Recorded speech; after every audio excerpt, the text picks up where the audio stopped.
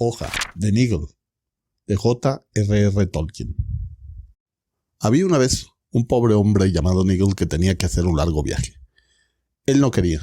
En realidad, todo aquel asunto resultaba enojoso, pero no estaba en su mano evitarlo. Sabía que en cualquier momento tendría que ponerse en camino y, sin embargo, no apresuraba los preparativos. Nigel era pintor, no muy famoso, en parte porque tenía otras cosas que atender, la mayoría de las cuales se le antojaban un engorro, pero cuando no podía evitarlas, lo que en su opinión ocurría con excesiva frecuencia, ponía en ellas todo su empeño. Las leyes del país eran bastante estrictas, y existían, además, otros obstáculos. Algunas veces se sentía un tanto perezoso y no hacía nada. Por otro lado, era en cierta forma un buenazo. Ya conocen esa clase de bondad. Con más frecuencia lo hacía sentirse incómodo que obligado a realizar algo. E incluso cuando pasaba la acción, ello no era óbice para que gruñese, perdiera la paciencia y maldijese, la mayor parte de las veces por lo bajo. En cualquier caso, lo llevaba a hacer un montón de chapuzas para su vecino, el señor Parrish, que era cojo. A veces incluso echaba una mano a gente más distante que acudía a él en busca de ayuda. Al mismo tiempo, y de cuando en cuando, recordaba su viaje y comenzaba sin mucha convicción a empaquetar algunas cosillas. En estas ocasiones no pintaba mucho. Tenía unos cuantos cuadros comenzados, casi todos demasiado grandes y ambiciosos para su capacidad. Era de esa clase de pintores que hacen mejor las hojas que los árboles. Solía pasarse infinidad de tiempo con una sola hoja, intentando captar su forma, su brillo y los reflejos del rocío en sus bordes. Pero su afán era pintar un árbol completo, con todas las hojas de un mismo estilo y todas distintas. Había un cuadro en especial que le preocupaba. Había comenzado como una hoja arrastrada por el viento y se había convertido en un árbol. Y el árbol creció, dando numerosas ramas y echando las más fantásticas raíces. Llegaron extraños pájaros que se posaron en las ramitas y hubo que atenderlos. Después, todo alrededor del árbol y detrás de él, en los espacios que dejaban las hojas y las ramas, comenzó a crecer un paisaje. Aparecieron los atisbos de un bosque que avanzaba sobre las tierras de labor y montañas coronadas de nieve. Nigel dejó de interesarse por sus otras pinturas. O si lo hizo, fue para intentar adosarlas a los extremos de su gran obra. Pronto, el lienzo se había ampliado, tanto que tuvo que echar mano de una escalera, y corría arriba y abajo, dejando una pincelada aquí, borrando allá unos trazos. Cuando llegaban visitas se portaba con la cortesía exigida, aunque no dejaba de jugar con el lápiz sobre la mesa. Escuchaba lo que le decían, sí, pero seguía pensando en su gran lienzo, para el que había levantado un enorme cobertizo en el huerto, sobre una parcela en la que otro tiempo cultivara patatas. No podía evitar ser amable. Me gustaría tener más carácter, se decía algunas veces, queriendo expresar su deseo de que los problemas de otras personas no le afectasen. Pasó algún tiempo sin que le molestaran mucho. Cueste lo que cueste, solía decir, acabaré este cuadro, mi obra maestra, antes de que me vea obligado a emprender ese maldito viaje. Pero comenzaba a darse cuenta de que no podría posponerlo indefinidamente. El cuadro tenía que dejar de crecer y había que terminarlo. Un día, Nigel se plantó delante de su obra, un poco alejado, y la contempló con especial atención y desapasionamiento. No tenía sobre ella una opinión muy definida, y habría deseado tener algún amigo que le orientase. En realidad, no le satisfacía en absoluto, y sin embargo la encontraba muy hermosa, el único cuadro verdaderamente hermoso del mundo. En aquellos momentos le hubiera gustado verse a sí mismo entrar en el cobertizo, darse unas palmaditas en la espalda y decir, con absoluta sinceridad, realmente magnífico. Para mí está muy claro lo que te propones por nada más. Te conseguiremos una subvención oficial para que no tengas problemas. Sin embargo, no había subvención, y él era muy consciente de que necesitaba concentrarse, trabajar, un trabajo serio e ininterrumpido si quería terminar el cuadro, incluso aunque no le ampliase más. Se arremangó y comenzó a concentrarse. Durante varios días intentó no preocuparse en otros temas, pero se vio interrumpido de forma casi continua. En casa las cosas se torcieron. Tuvo que ir a la ciudad a formar parte de un jurado. un conocido cayó enfermo. El señor Parrish sufrió un ataque de lumbago y no cesaron de llegar visitas. Era primavera y les apetecía un té gratis en el campo. Nigel vivía en una casita agradable, a varias millas de la ciudad. En su interior los maldecía, pero no podía negar que él mismo los había invitado tiempo atrás, en el invierno, cuando a él no le había parecido una interrupción ir de tiendas y tomar el té en la ciudad con sus amistades. Trató de endurecer su corazón, pero sin resultado. Había muchas cosas a las que tenía que hacer cara para negarse, las considerase obligaciones o no. Y había ciertas cosas que se veía obligado a hacer, pensase lo que pensase. Algunas visitas dieron a entender que el huerto parecía bastante descuidado y que podría recibir la visita de un inspector. Desde luego, pocos tenían la noticia de su cuadro, pero aunque lo hubiesen sabido, tampoco habría mucha diferencia. Dudo que hubiesen pensado que era muy importante. Me atrevería a decir que no era muy bueno, aunque tenía algunas partes logradas. El árbol, sobre todo, era curioso, en cierto modo muy original, igual que Nigel, aunque él era también un hombrecillo de lo más común y bastante simple. Llegó por fin el momento en que el tiempo de Nigel se volvió sumamente precioso. Sus amistades, allá lejos en la ciudad, comenzaron a recordar que el pobre hombre debía hacer un penoso viaje, y algunos calculaban ya cuánto tiempo, como máximo, podría posponerlo. Se preguntaban quién se quedaría con la casa, y el huerto presentaría un aspecto más cuidado. Había llegado el otoño, muy húmedo y ventoso. El hombre se encontraba en el cobertizo. Estaba subido en la escalera tratando de plasmar el reverbero del sol poniente sobre la nevada cumbre de una montaña que había visualizado justo a la izquierda y al extremo de una rama cargada de hojas. Sabía que se vería obligado a marcharse pronto, quizá al comienzo del nuevo año. Solo tenía tiempo de terminar el cuadro, y aún así, no de modo definitivo. Había algunos puntos donde solo tendría tiempo para esbozar lo que pretendía. Llamaron a la puerta. «Adelante», dijo con brusquedad, y bajó la escalera. Era su vecino Parrish, el único cercano, pues el resto vivía a bastante distancia. No tenía, sin embargo, un aprecio especial por él, porque a menudo se veía en apuros y precisaba ayuda, y en parte también porque no le interesaba nada la pintura, al tiempo que no cesaba de criticarle el huerto. Cuando Parrish lo contemplaba, lo que ocurría con frecuencia, veía sobre todo las malas hierbas, y cuando miraba los cuadros de Nigel, rara vez, solo veía manchas verdes y grises, y líneas negras que se le antojaban completamente sin sentido. No le importaba hablar de las hierbas, era su deber de vecino, pero se abstenía de dar cualquier opinión sobre los cuadros. Pensaba que era una postura muy agradable, y no se daba cuenta de que, aún sintiéndolo, no resultaba suficiente. Un poco de ayuda con las hierbas y quizá alguna alabanza para los cuadros habría sido mejor. «Bien, Parrish, ¿qué hay?», dijo Nigel. «Ya sé que no debería interrumpirle», dijo Parrish sin echar una sola mirada al cuadro. «Estará usted ocupadísimo, estoy seguro». Nigel había pensado decir algo por el estilo, pero perdió la oportunidad, y todo lo que dijo fue «sí». «Pero no tengo ningún otro a quien acudir», añadió Parrish. «Así es», dijo Nigel con un suspiro. Uno de esos suspiros que son un comentario personal, pero que en parte dejamos aflorar. «¿En qué puedo ayudarle?» «Mi mujer lleva ya algunos días enferma y estoy empezando a preocuparme», dijo Parrish. «Y el viento se ha llevado la mitad de las tejas de mi casa y me entra la lluvia en el dormitorio. Creo que debería llamar al doctor y a los albañiles. Pero, ¿tardan tanto en acudir? Pensaba si no tendría usted algunas maderas y lienzos que no le hagan falta, aunque sea solo para poner un parche y poder tirar un día o dos más». Fue entonces cuando dirigió la mirada al cuadro. «Vaya, vaya», dijo Nigel. «Sí que tiene mala suerte. Espero que lo de su esposa sea solo un constipado. Enseguida voy y le ayudo a trasladarla al piso bajo». «Muchas gracias», dijo Parrish con notable frialdad. «Pero no es un constipado, es una calentura. No le hubiera molestado por un simple catarro.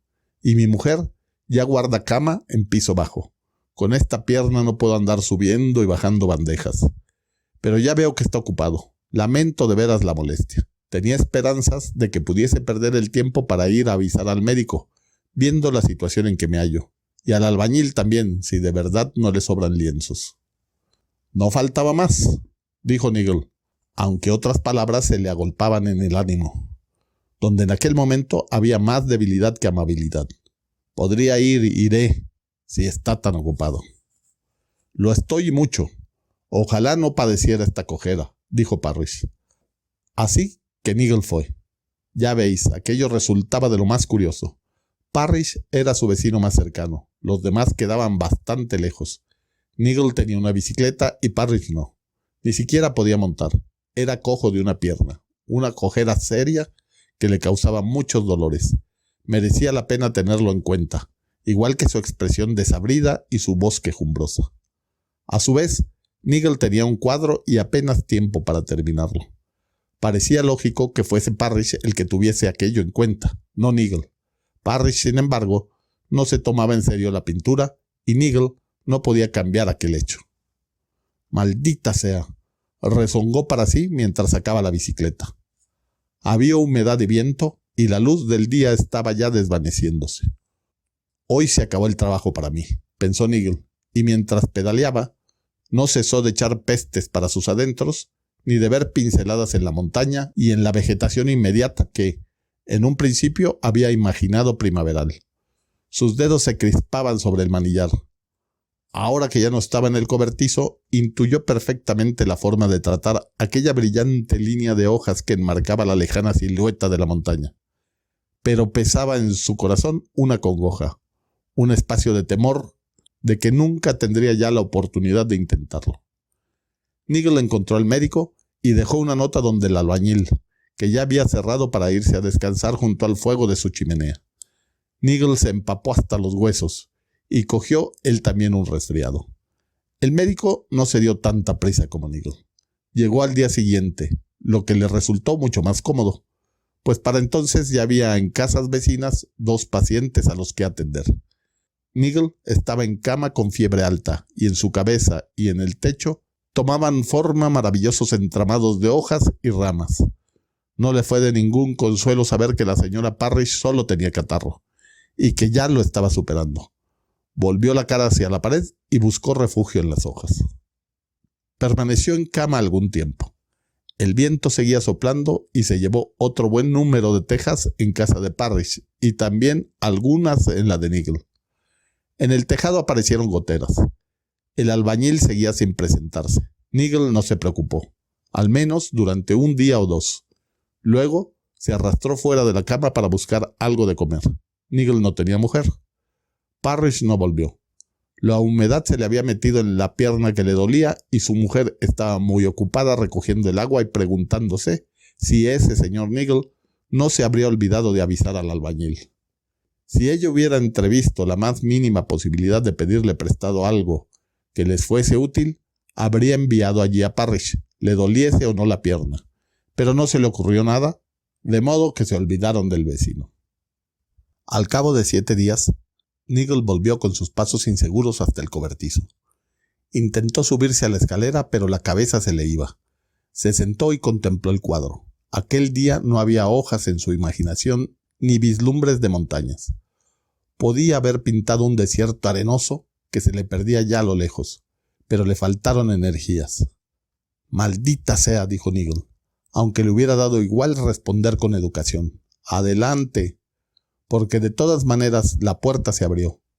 En esta ocasión encontró un hombre de buena estatura, un perfecto desconocido. «Esto es un estudio privado», dijo Nigel. «Estoy ocupado, váyase». «Soy inspector de inmuebles», dijo el hombre, manteniendo en alto sus credenciales de forma que Nigel las pudiera ver desde la escalera. «Oh», dijo. «La casa de su vecino está muy descuidada», dijo el inspector. «Ya lo sé», dijo Nigel. «Les dejé una nota a los albañiles hace bastante tiempo, pero no han venido. Luego yo caí enfermo». «Ya», dijo el inspector, «pero ahora no está enfermo». «Pero yo no soy albañil». Parrish debió presentar una reclamación al ayuntamiento y conseguir ayuda del servicio de urgencias. «Están ocupados con daños más importantes que cualquiera de estos», dijo el inspector. «Ha habido inundaciones en el valle y numerosas familias se han quedado sin hogar. Usted debía haber ayudado a su vecino a hacer arreglos provisionales y evitar así perjuicios cuya reparación fuese más costosa. Lo dicta la ley. Tiene aquí cantidad de materiales, lienzo, madera, pintura impermeable. ¿Dónde?, preguntó Nigel indignado. Ahí, dijo el inspector señalando el cuadro. ¿Mi cuadro?, exclamó Nigel. Me temo que sí, dijo el inspector. Pero primero son las cosas. La ley es la ley. Pero no puedo... Nigel no dijo más, porque en aquel momento entró otro hombre. Se parecía mucho al inspector, casi como un doble, alto, todo vestido de negro. Vamos, dijo, soy el chofer. Nigel bajó la escalera tambaleándose. Parecía haberle vuelto la fiebre y la cabeza se le iba. Sintió frío en todo el cuerpo. ¿Chofer? ¿Chofer?, murmuró. ¿Chofer de qué? Suyo y de su coche, dijo el hombre. Hace tiempo que el vehículo estaba perdido. Por fin ha llegado. Le está esperando. Ya sabe usted que hoy sale de viaje. Eso es, dijo el inspector. Tiene que marcharse. Mal comienzo para un viaje dejar las cosas sin terminar. Pero en fin, al menos ahora podremos dar alguna utilidad a ese lienzo. Dios mío, dijo el pobre Nigel echándose a llorar. Ni siquiera está terminado.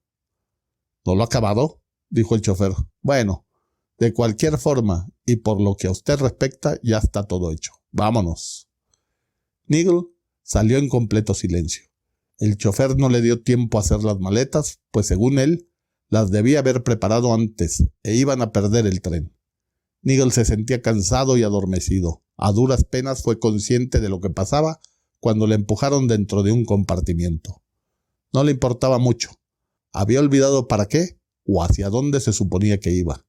El tren penetró casi enseguida en un negro túnel. Nigel despertó en una amplia estación, débilmente iluminada. Un maletero iba gritando por el andén, pero no voceaba el nombre de la estación, sino «¡Nigel!». Nigel bajó a toda prisa y se dio cuenta de que había olvidado el maletín. Dio media vuelta, pero el tren ya se alejaba. «Ah», dijo el maletero, «es usted, sígame». «¿Cómo? ¿No tiene equipaje? Tendrá que ir al asilo». Nigel se sintió enfermo y cayó desmayado en el andén. Le subieron a una ambulancia y se lo llevaron a la enfermería del asilo. No le gustó nada el tratamiento. La medicación que le daban era amarga. Los enfermos y celadores eran fríos, silenciosos y estrictos. Y nunca veía a otras personas, salvo a un médico muy severo que le visitaba de cuando en cuando. Más parecía una cárcel que un hospital. Tenía que realizar un trabajo pesado, de acuerdo con su horario establecido. Cavar, carpintería y pintar de un solo color simples tableros. Nunca se le permitió salir y todas las ventanas daban al interior. Le mantenían a oscuras durante horas y horas, para que pudiera meditar, decían. Perdió la noción del tiempo, y no parecía que empezase a mejorar, al menos si por mejorar entendemos encontrar algún placer en realizar las cosas. Ni siquiera ir a dormir se lo proporcionaba. Al principio, durante el primer siglo o así, yo me limito simplemente a exponer sus impresiones, solía preocuparse sin sentido por el pasado. Mientras permanecía echado en la oscuridad, se repetía una y otra vez. Ojalá hubiera visitado a Parrish durante la mañana que siguió al ventarrón. Era mi intención. Hubiera sido fácil volver a colocar las primeras tejas sueltas. Seguro que entonces la señora Parrish no habría cogido aquel catarro. Y yo tampoco me habría resfriado. Habría dispuesto de una semana más. Pero con el tiempo fue olvidando para qué había deseado aquellos 7 días. A partir de entonces, si se preocupó de algo, fue de sus tareas en el hospital. Las planeaba con antelación, pensando cuánto tiempo le llevaría evitar que se resquebrajase otro tablero, ajustar una puerta o arreglar la pata de la mesa. Parece fuera de duda que llegó a ser bastante servicial, si bien nadie se lo dijo nunca. Aunque claro, no era esta la razón por la que le retuvieron tanto tiempo al pobrecillo. Debían haber estado esperando a que mejorase, y juzgaban la mejoría de acuerdo con un extraño y peculiar sistema médico. De todas formas, el pobre Nigel no tenía ningún placer de aquella vida, ni siquiera los que él había aprendido a llamar placeres. No se divertía, desde luego, pero tampoco podía negarse que comenzaba a experimentar un sentimiento de, digamos, satisfacción. A falta de pan, se había acostumbrado a iniciar su trabajo tan pronto como sonaba una campana, y dejarlo al sonar la siguiente, todo recogido y listo para poderlo continuar cuando fuera preciso. Había muchas cosas al cabo del día. Terminaba sus trabajillos con todo primor. No tenía tiempo libre, excepto cuando se encontraba solo en su celda, y sin embargo, comenzaba a ser dueño del tiempo. Comenzaba a saber qué hacer con él. Allí no existía ninguna sensación de prisa. Disfrutaba ahora de mayor paz interior, y en los momentos de descanso podía descansar de verdad. Entonces, de improviso, le cambiaron todo el horario. Casi no le permitían ir a la cama. Le apartaron totalmente de la carpintería y lo mantuvieron cavando una jornada tras otra. Lo aceptó bastante bien. Pasó mucho tiempo antes de que intentase rebuscar en el fondo de su espíritu las maldiciones que casi había olvidado. Estuvo cavando hasta que le dio la impresión de tener rota la espalda. Las manos se le quedaron en carne viva y comprendió que era incapaz de levantar una palada más de tierra. Nadie le dio las gracias. Pero el médico se acercó y echó una ojeada. «Basta», dijo, «descanso absoluto, a oscuras». Nigel yacía en la oscuridad, completamente relajado, y como no había sentido ni pensado en absoluto, no podía asegurar si llevaba allí horas o años. Fue entonces cuando oyó voces que nunca había oído antes. Parecía tratarse de un consejo de médicos, o quizá de un jurado reunido allí al lado, en una habitación inmediata y seguramente con la puerta abierta, aunque no percibía ninguna luz. «Ahora el caso Nigel», dijo una voz severa, más severa que la del doctor. «¿De qué se trata?», dijo una segunda voz, que se podía calificar de amable, aunque no era suave. Era una voz que destilaba autoridad y sonaba a un tiempo esperanzadora y triste. «¿Qué le pasa a Nigel? Tiene el corazón en su sitio». «Sí, pero no está funcionando bien», dijo la primera voz. «Y no tenía la cabeza bien encajada. Pocas veces se detenía a pensar. Fíjese en el tiempo que perdía y sin siquiera divertirse. Nunca terminó de prepararse para el viaje. Vivía con cierto desahogo y sin embargo, llegó aquí con lo opuesto y hubo que ponerle en el ala de beneficencia. Me temo que es un caso difícil. Creo que debería quedarse algún tiempo más». «Puede que le sentara mal», dijo la segunda voz. «Pero no hay que olvidar que es un pobre hombre. Jamás se pretendió que llegase a ser alguien. Y nunca fue muy fuerte. Vamos a ver los registros. Sí, hay algunos puntos a su favor, en efecto». «Quizá», dijo la voz primera, «pero pocos de ellos resistirían un análisis exhaustivo». «Bueno», contestó la voz segunda, «tenemos esto. Era pintor por vocación. De segunda fila, desde luego. Con todo, una hoja pintada por Nigel posee un encanto propio. Se tomó muchísimo trabajo con las hojas y solo por cariño. Nunca creyó que aquello fuera a serle importante. Tampoco aparecen los registros que pretendiese, ni siquiera ante sí mismo, excusar con esto su olvido de las leyes». «Entonces no habría olvidado tantas», dijo la primera voz. De cualquier modo, Nigel respondió a muchísimos llamados. A un pequeño porcentaje, la mayoría muy fáciles, y los calificaba de interrupciones. Esa palabra aparece por todas partes por los registros, junto a un montón de quejas e imprecaciones estúpidas. Cierto, pero a él, pobre hombre, le parecieron sin duda interrupciones. Por otro lado, jamás esperaba ninguna recompensa, como tantos de su clase lo llaman. Tenemos el caso de Parrish, por ejemplo, que ingresó después.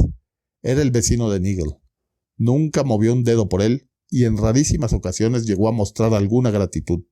Sin embargo, nada en los registros indica que Nigel esperara la gratitud de Parrish, no obstante haber pensado en ello. «Sí, eso es algo», dijo la primera voz, «aunque bastante poco. Lo que ocurre, como podrá comprobar, es que muchas veces Nigel simplemente lo olvidaba. Borraba de su mente como una pesadilla ya pasada todo lo que había hecho por Parrish». «Nos queda aún el último informe», dijo la segunda voz. «El viaje en bicicleta bajo la lluvia. Quisiera destacarlo. Parece evidente que fue un auténtico sacrificio. Nigel sospechaba que estaba echando por la borda su última oportunidad con el cuadro y sospechaba también que no había razones de peso para la preocupación de Parrish. «Creo que le da más valor del que tiene», dijo la primera voz. «Pero usted tiene la última palabra. Tarea suya es, desde luego, presentar la mejor interpretación de los hechos. A veces la tienen. ¿Cuál es su promesa?» «Creo que el caso está ahora para un tratamiento más amable», dijo la segunda voz. Nigel pensó que nunca había oído nada tan generoso. Lo de tratamiento amable hacía pensar en un cúmulo de espléndidos regalos y en la invitación a un festín regio. En aquel momento Nigel se sintió avergonzado. Oír que se le consideraba digno de un tratamiento bondadoso le abrumaba y le hizo enrojecer en la oscuridad.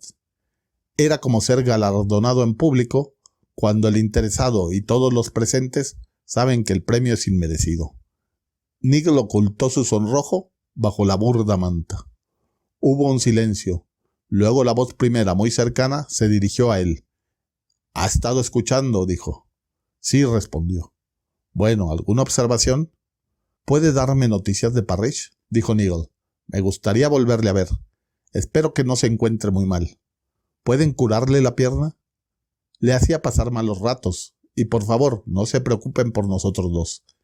Era un buen vecino y me proporcionaba patatas excelentes a muy buen precio, ahorrándome mucho tiempo». «¿Sí?», dijo la primera voz. «Me alegra oírlo». Hubo otro silencio. Nigel se dio cuenta de que las voces se alejaban. «Bien, de acuerdo», oyó que respondía en la distancia la primera voz. «Que comience la segunda fase. Mañana mismo, si usted quiere». Al despertar, Nigel encontró que las persianas estaban levantadas y su pequeña celda inundada de sol. Se levantó y comprobó que le habían proporcionado ropas cómodas, no el uniforme del hospital. Después del desayuno, el doctor le atendió las manos doloridas, dándole un ungüento que enseguida se las mejoró. Le dio además unos cuantos consejos y un frasco de tónico, por si le hacía falta. A media mañana le entregaron una galleta y un vaso de vino, y luego un billete. «Ya puede ir a la estación», dijo el médico. «Le acompañará el maletero. Adiós». Nigel se escabulló por la puerta principal y parpadeó algo sorprendido. Había un sol radiante. Además, había esperado salir a una gran ciudad, a juzgar por el tamaño de la estación. Pero no fue así. Se encontró en la cima de una colina, verde, desnuda, barrida por un viento vigorizante. No había nadie más allí. Lejos, al pie de la colina, vio brillar el tejado de la estación. Caminó hacia ella colina abajo con paso rápido, pero sin prisa. El maletero lo descubrió enseguida.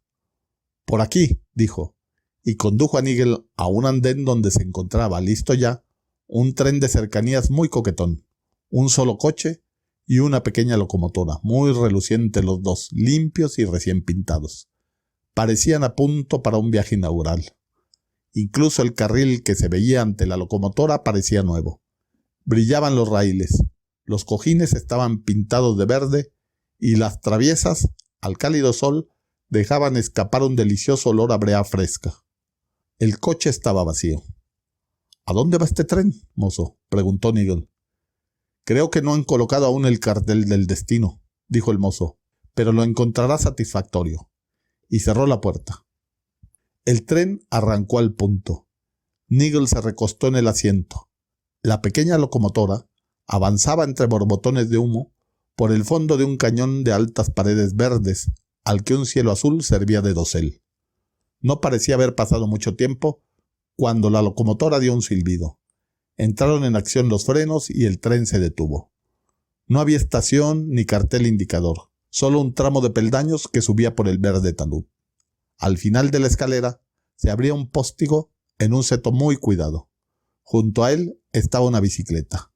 Por lo menos parecía la suya, y llevaba una etiqueta amarilla atada al manillar, con la palabra Nigel, escrita en grandes letras negras. Abrió la puerta de la barrera, saltó a la bicicleta y se lanzó colina abajo, acariciado por el sol primaveral. Pronto comprobó que desaparecía el camino que había venido siguiendo y que la bicicleta rodaba sobre el césped maravilloso. Era verde y tupido. Podía apreciar, sin embargo, cada brizna de hierba. Le parecía recordar que en algún lugar había visto o soñado este prado. Las ondulaciones del terreno le resultaban en cierta forma familiares. Sí, el terreno se nivelaba, coincidiendo con sus recuerdos y después, claro está, comenzaba a ascender de nuevo. Una gran sombra verde se interpuso entre él y el sol. Nigel levantó la vista y se cayó de la bicicleta. Ante él se encontraba el árbol, su árbol, ya terminado, si tal cosa puede afirmarse de un árbol que está vivo, cuyas hojas nacen y cuyas ramas crecen y se mecen en aquel aire que Nigel tantas veces había imaginado y que tantas veces había intentado en vano captar. Miró el árbol, lentamente levantó y extendió los brazos. Es un don, dijo. Se refería a su arte y también a la obra pictórica, pero estaba usando la palabra en su sentido más literal. Siguió mirando el árbol. Todas las hojas sobre las que él había trabajado estaban allí, más como él las había intuido que como había logrado plasmarlas. Y había otras que solo fueron brotes en su imaginación, y muchas más que hubieran brotado de haber tenido tiempo. No había nada escrito en ellas. Eran solo hojas exquisitas, pero todas llevaban una fecha, nítidas como la de un calendario. Se veía que algunas de las más hermosas y características, las que mejor reflejaban el estilo de Nigel, habían sido realizadas en colaboración con el señor Parrish. No hay otra forma de decirlo. Los pájaros hacían sus nidos en el árbol. Pájaros sorprendentes, qué forma de trinar. Se apareaban, incubaban, echaban plumas y se internaban gorjeando en el bosque, incluso mientras los contemplaba. Entonces se dio cuenta de que el bosque también estaba allí, abriéndose a ambos lados y extendiéndose a la distancia. A lo lejos reverberaban los montes. Después de algún tiempo, Nigel se dirigió hacia la espesura. No es que se hubiese cansado ya del árbol, pero ahora parecía tenerlo todo claro en su mente, y lo comprendía, y era consciente de su crecimiento, aunque no estuviese contemplándolo. Mientras caminaba, descubrió algo curioso. El bosque era, por supuesto, un bosque lejano, y sin embargo, él podía aproximarse, incluso entrar en él, sin que por ello perdiese su peculiar encanto. Antes no había conseguido nunca entrar en la distancia sin que ésta se convirtiese en meros alrededores. Se añadía así un considerable atractivo al hecho de pasear por el campo, porque al andar se desplegaban ante él nuevas distancias, de modo que se lograban perspectivas dobles, triples e incluso cuádruples, y ello con doblado, triplicado o cuadruplicado encanto. Podías seguir andando hasta lograr reunir todo un horizonte en un jardín, o en un cuadro, si uno prefería llamarlo así. Podías seguir andando, pero acaso no indefinidamente. Al fondo estaban las montañas. Se iban aproximando muy despacio.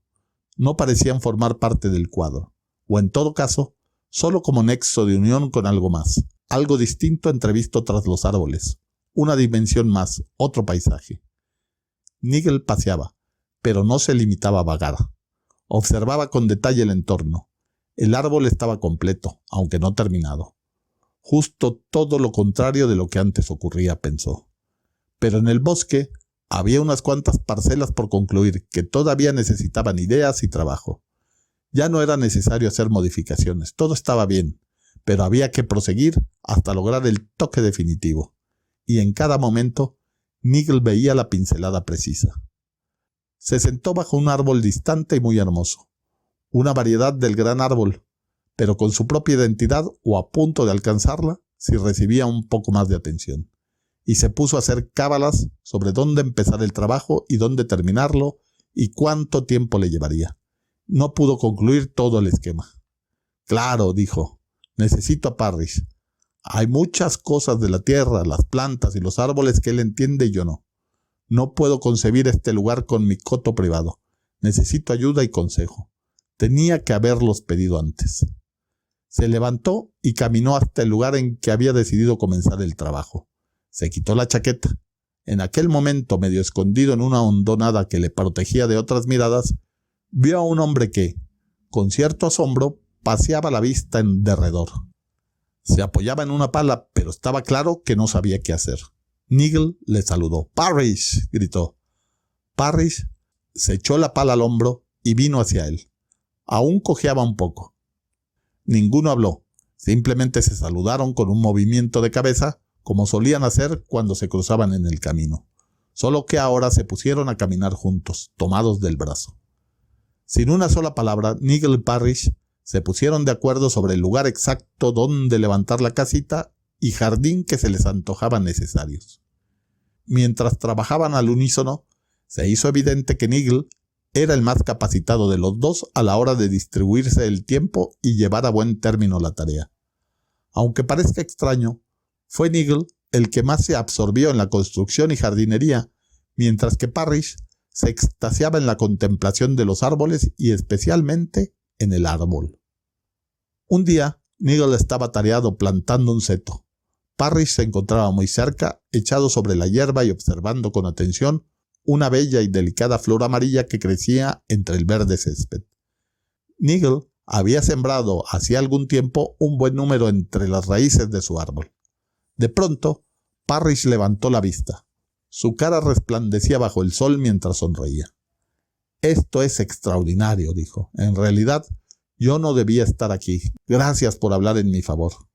«Va, tonterías», dijo Nigel. «No recuerdo lo que dije, pero de todas formas no tuvo importancia». «Oh, sí», dijo Parrish, «la tiene. Me rescató mucho antes la segunda voz. Ya sabes, hizo que me enviaran aquí. Dijo que tú habías pedido verme. Esto te lo debo a ti». «No, se lo debemos a la segunda voz», dijo Nigel. «Los dos siguieron viviendo y trabajando juntos. No sé por cuánto tiempo. No sirve de nada negar que al comienzo había ocasiones en que no se entendían, sobre todo cuando estaban cansados, porque en un principio de cuando en cuando se cansaban. Comprobaron que a ambos les habían entregado un reconstituyente. Los dos frascos llevaban la misma indicación: tomar unas pocas gotas diluidas en el agua manantial antes de descansar. Encontraron el manantial en el corazón del bosque. Solo una vez, hacía muchísimo tiempo, había pensado Nigel en él, pero no llegó nunca a dibujarlo. Ahora comprendió que era el origen del lago que brillaba a lo lejos y la razón de cuanto crecía en los contornos. Aquellas pocas gotas convertían el agua en un astringente, que aunque bastante amargo, era reconfortante y despejaba la cabeza. Después de beber descansaban a solas. Luego se levantaban y las cosas marchaban de maravilla. En tales ocasiones, Nigel soñaba con nuevas y espléndidas flores y plantas, y Parrish sabía siempre cómo colocarlas y dónde habían de quedar mejor. Bastante antes de que se les terminase el tónico, habían dejado de necesitarlo. También desapareció la correa de Parrish.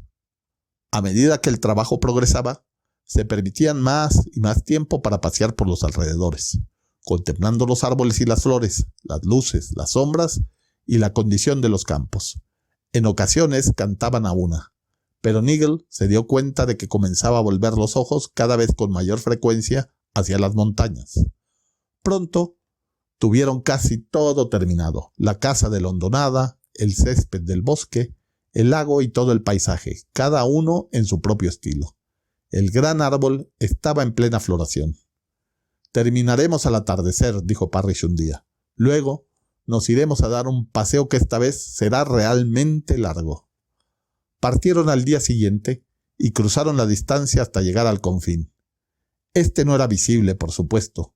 No había ninguna línea, valla o muro, pero supieron que habían llegado al extremo de aquella región. Vieron a un hombre con pinta de pastor. Se dirigía a ellos por los declives tapizados de hierba que llevaban hacia las montañas. «¿Necesitan un guía?», preguntó. «¿Van a seguir adelante?». Durante unos momentos se extendió una sombra entre Parrish y Nigel, porque éste sabía ahora que sí quería continuar, y en cierto sentido tenía que hacerlo. Pero Parrish no quería seguir ni estaba aún preparado.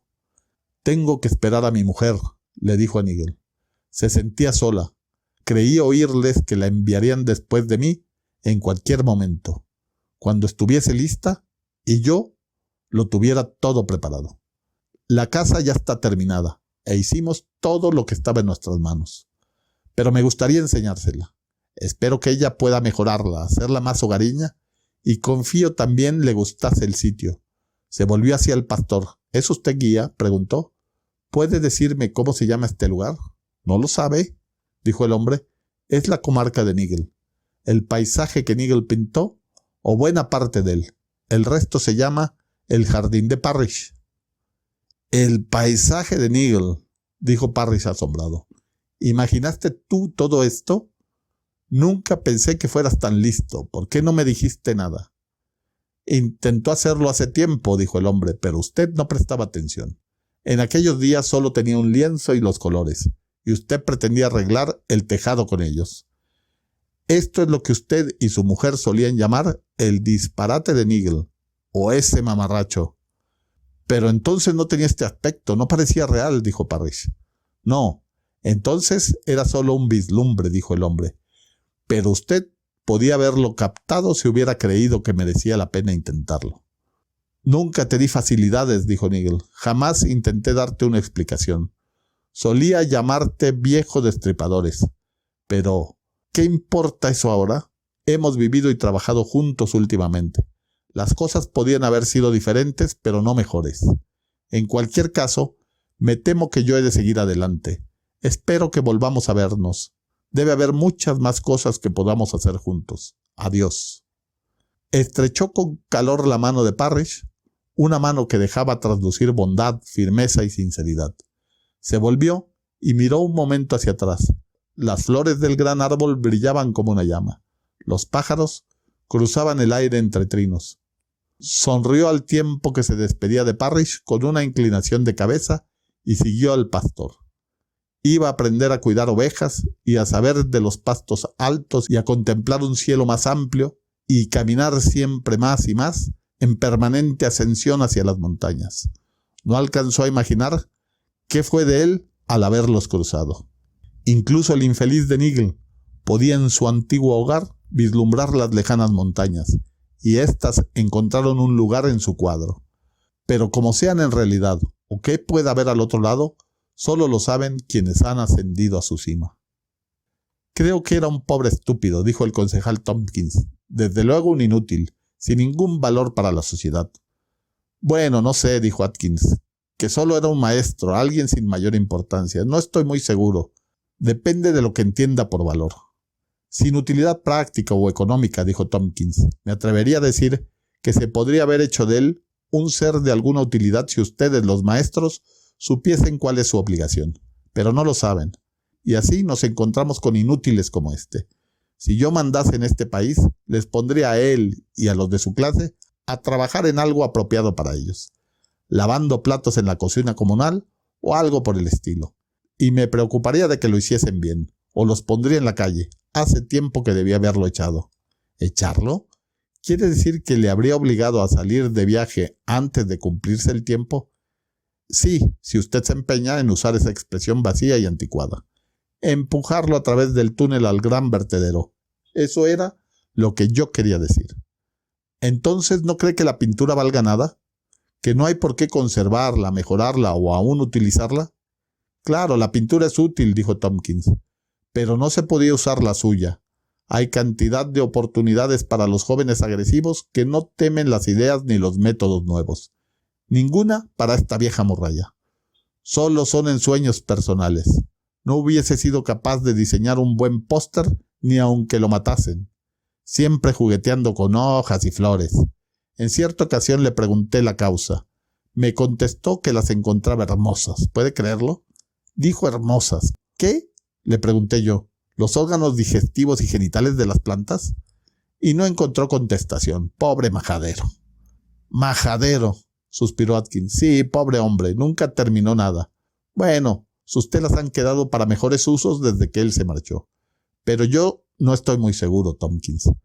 ¿Recuerda aquella grande que emplearon para reparar la casa vecina después del ventarrón y las inundaciones? Encontré tirada en el campo una de las escenas. Estaba estropeada, pero se podía distinguir el dibujo. La cima de un monte y un grupo de hojas. No puedo quitármelo de la mente. ¿De dónde? Dijo Tompkins. ¿De qué estáis hablando? Terció Perkins, intentando evitar la discusión. Atkins se había puesto completamente colorado. No merece la pena repetir la palabra, dijo Tompkins. No sé por qué perdemos el tiempo hablando de ello. Él no vivió en la ciudad. No, dijo Atkins, pero usted de todas formas ya le había echado el ojo a su casa. Por esta razón solía visitarlo y burlarse de él mientras se tomaba su té. Bueno, ahora ya ha conseguido la casa, además de la que tiene en la ciudad. Así que ya no necesita envidiarle. Hablábamos de Nigel, si le interesa, Perkins. Oh, pobrecillo Nigel, comentó Perkins. No sabía que pintase. Aquella fue seguramente la última vez que el nombre de Nigel surgió en una conversación. A pesar de todo, Atkins conservó aquel único retazo del lienzo. La mayor parte de él se echó a perder, aunque una preciosa hoja permaneció intacta. Atkins la hizo enmarcar. Más tarde la donó al Museo Municipal, y durante algún tiempo el cuadro titulado Hoja de Nigel estuvo colgado en un lugar apartado y solo unos pocos ojos lo contemplaron. Pero luego el museo radió y el país se olvidó por completo de la hoja y de Nigel. Desde luego está resultando muy útil, dijo la segunda voz. Como lugar de vacaciones y de descanso, es magnífico para los convalecientes. Y no solo por eso, a muchos les resulta la mejor preparación para las montañas. En algunos casos logra maravillas. Cada vez envío más gente allí.